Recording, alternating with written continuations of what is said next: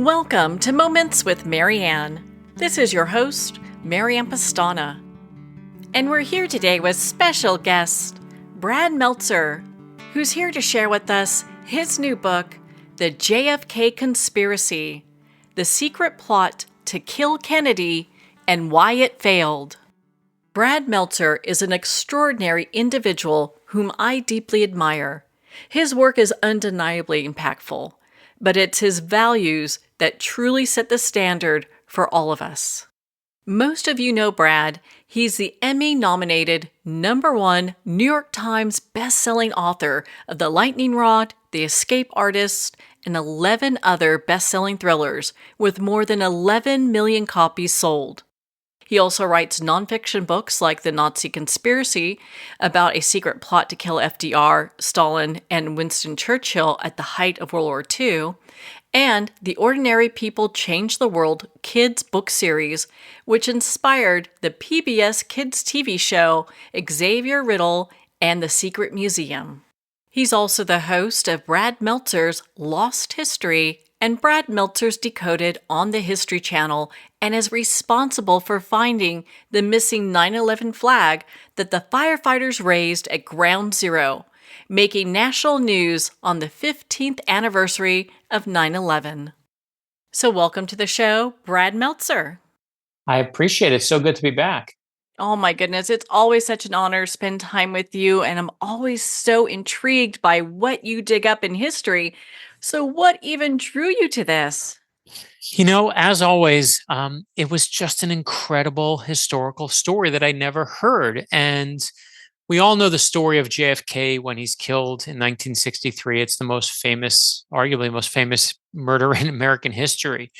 And what people don't realize is that the beginning of JFK's administration, just after he's elected, right before inauguration, there's another attempt to kill him. And there was a postal worker named Richard Pavlik who hates JFK, wants him dead, follows JFK down to Washington, D.C., then checks him out in Massachusetts, then checks him out again further south in Florida at his compound in Palm Beach, and he realizes Florida has the worst security. So he starts studying. He sees that every Sunday at 10 a.m., JFK leaves his house at 9:50, goes to the 10 a.m. church service at the local church. And so he fills his car, this is all true, full of 10 sticks of dynamite. He sets up a little button to set it off. At 9:50 on a Sunday morning, sure enough, JFK comes out with the Secret Service to go to the church service. And Richard Pavlik in his car full of dynamite is about 20, 30 yards away. He just has to hit the gas. The car will hit JFK. He will hit the button, and truly, Marianne, boom, will go the dynamite. And I won't tell you what saves his life on that morning, but I just ruined chapter 1 of the JFK Conspiracy. But it's one of the most amazing lost moments in history. Well, you never ruin anything when we talk, because when I've read your books, it really pulls the reader in. And that's one of the things I so appreciate about your writing style. Why do you think that this event isn't so widely known? The reason, and it's funny, that was my first question. Like, how do I not know this story? And the reason is it was on the front page of the local paper in Florida when it happened, but it used to back then take a full day to make the front page of, whether it's in Massachusetts or DC or New York or California or anywhere else. The reason you don't know the story is on that day, 2 planes crashed above New York City, and everyone on both planes died except for one child. There was a sole survivor. And when that happened, the entire country became obsessed with this kid, this one survivor of this horrific airplane crash. And that became the front page story of every newspaper in America. And the story about JFK's alleged assassination became a footnote that nobody cared about until we said, wait a minute, that's an incredible story. We should tell it. Oh my gosh, that it's interesting. And it's when you look back and seeing how news cycles and media is dispersed to the public, it's so different than what it is today. Well, right. I mean, and especially now, not only do we have newspapers, that can move in an instant, but you have, whether it's Threads or Blue Sky or anything else, or Facebook or Instagram, everyone can report the news now. Everybody's has turned into Walter Cronkite. We can all say what the news is, and we can all say what our reality is. But back then, you had fewer gatekeepers, and the story became this, and that was the story. And the truth is, JFK himself didn't take it seriously because he's like, oh, no one would ever try to kill me. He's the greatest guy in the world. Why would And that hadn't happened in so long that now we know it as a modern fear. But don't forget, it hadn't been, decades since anyone had taken killed a president. So if JFK doesn't think much of it, why should anyone else? Yeah, for sure. My goodness.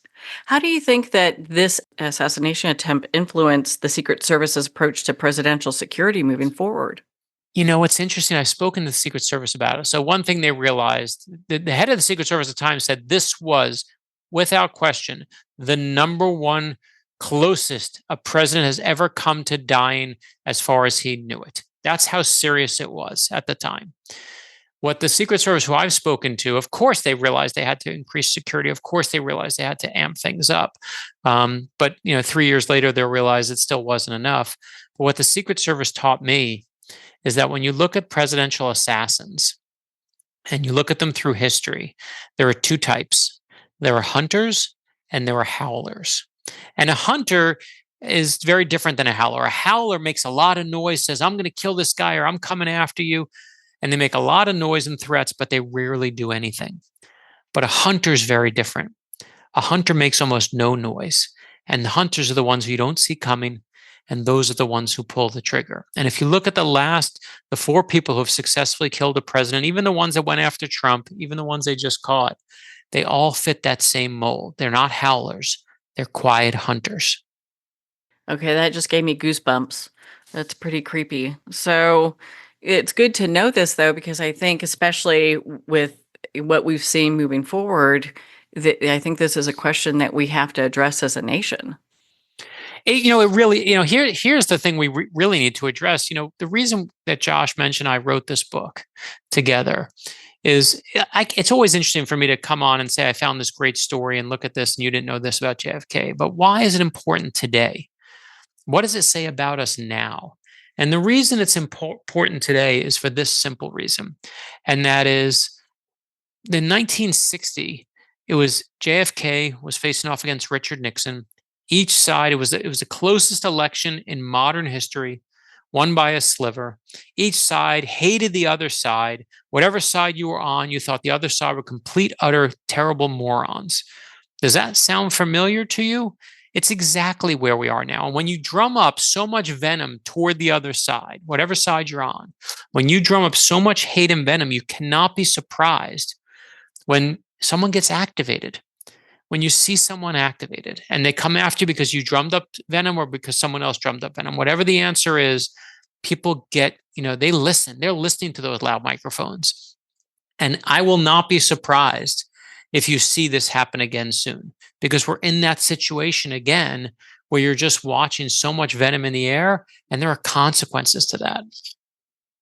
In some ways, it kind of feels like history's repeating itself a little bit there, There's a great quote that's attributed to Mark Twain, although he never said it. It says, history doesn't repeat itself, but it sure does rhyme. And that's what it feels like right now, right? It just sure does rhyme.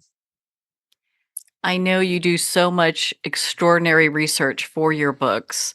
Is there a little nugget you could share with us that doesn't give everything away? Because we don't want to do spoilers here.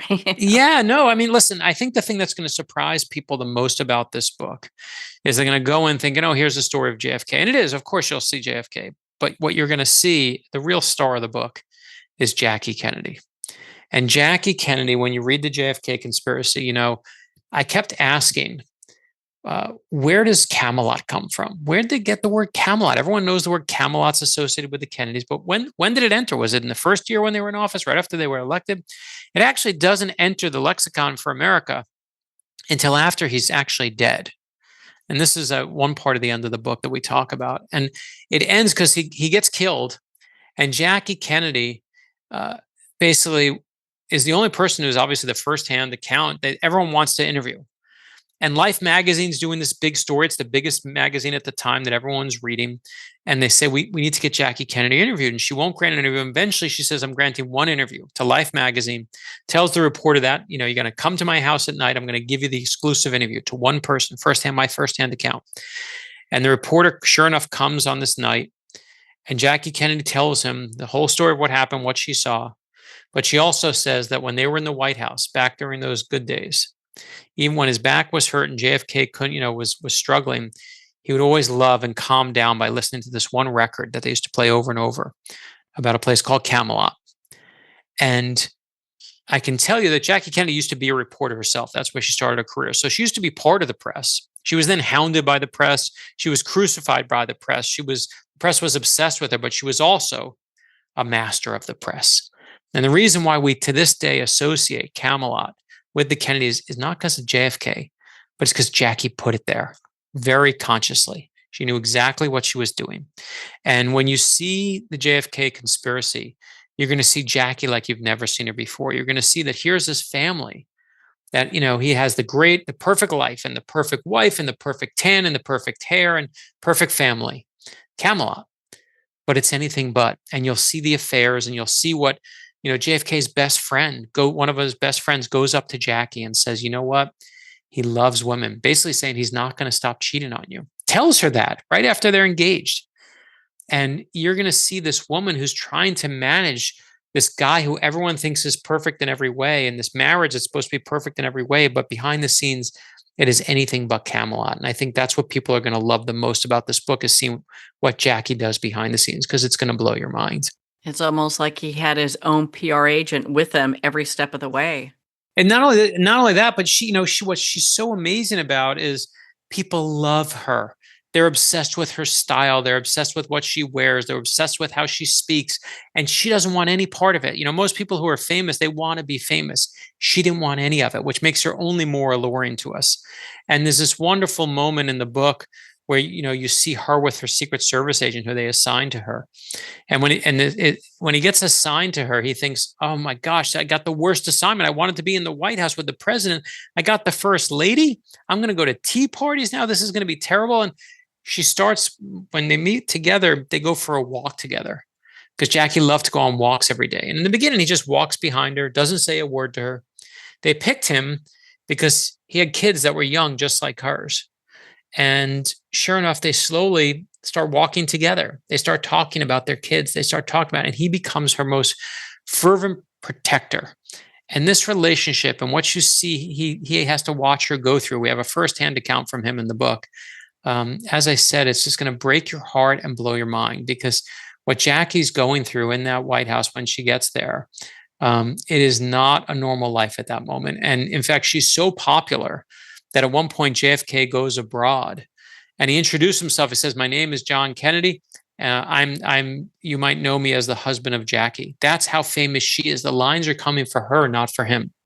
I never knew that. There's so much in the Camelot portion too. My goodness. I mean, I never knew any of that. You have blown my mind, which your books always do. What do you hope readers take away from your book? I always think to myself, whatever I write, there's a saying that says a book isn't written until the reader reads it. And every time I write a book, people take away something a little different. But for this one, for the JFK Conspiracy, you got to ask yourself, right? Is JFK a horrible person who's reckless and cheats on his wife? Or is he someone who gave us, especially at a moment when we needed it, a great deal of hope, a great deal of what the future could be, a great deal of our own potential, takes us to the moon, thanks to him. So is he a good person? Is he a bad person? Or is he like all of us, a little bit of both? And what I want you to take away when you read this is, obviously it's at a different level, but just how complicated we all are, how complicated the presidency is, and to stop making saints and sinners of those who get elected. It's incredible how quickly we turn their lives into perfection, depending on how you see them. And obviously that's anything but the truth so often. I mean, my goodness, we're all just trying to do the best we can. That's the hope. That is the hope. But it's such a large microscope there. And when you go, one of the scenes that I love the most in the book is there's in the grand tradition, the incoming president goes to visit the outgoing president. The incoming first lady goes to visit the outgoing first lady. And the Eisenhower JFK visit we mentioned in the book, but the far more fascinating one is when Mrs. Eisenhower welcomes Jackie Kennedy for the very first time to the White House. I won't ruin this scene, but Jackie's just hemorrhaged. She's given birth. She's gone for an emergency surgery. She has the christening of her son, which is taking place with all these cameras around her, hardly the private affair she wants, and it happens in the hospital. They take her out of the hospital just like hours before it happens. And then because they're leaving for Palm Beach, she's got to race to the White House and do this. She needs a wheelchair. And I won't ruin what happens, but she doesn't get it. And it's going to break your heart when you see why. And you see this visit that Jackie Kennedy has to make to the White House. It's really, these behind the scenes moments just get lost to history. And we were lucky enough to find them. And I think that's what gives the JFK conspiracy its heart, is these moments with Jackie that are so human. Well, if anyone can find just heartfelt, intriguing nuggets of history, it's you, Brad. I mean, I hats off to you with every book that you write. Where can our readers and listeners connect with you and learn more about the JFK conspiracy? Yeah, you can go find us at bradmeltzer.com. You can always learn more about me. But if you want to buy the book, it's every bookstore, your independent bookstore. Go to Amazon. I love the fact that people can buy this book as presents. And, so many people tell me, oh, my relative loves history. This is the perfect book for anyone who loves the Kennedy history, whether it's for yourself or Jackie. Well, Brad, thank you so much for taking the time to be on the show with us here today. Thanks, Marianne. And thanks for looking out for us in every genre, from the kids' books to the thrillers to the real history like this. I appreciate it. Make sure to pick up your copy of the JFK Conspiracy at Amazon, Barnes & Noble, and all indie retailers. And remember, support our indie bookstores. If you don't see it on the shelf, it's probably because it's sold out, but just ask for them to order it. Make sure to visit Brad's website at bradmeltzer.com, be part of his community, and learn more about the other great books he's written. Well, we're at the end of our time today. I'd like to thank everyone for tuning in. You've been listening to Moments with Marianne, where we make every moment count.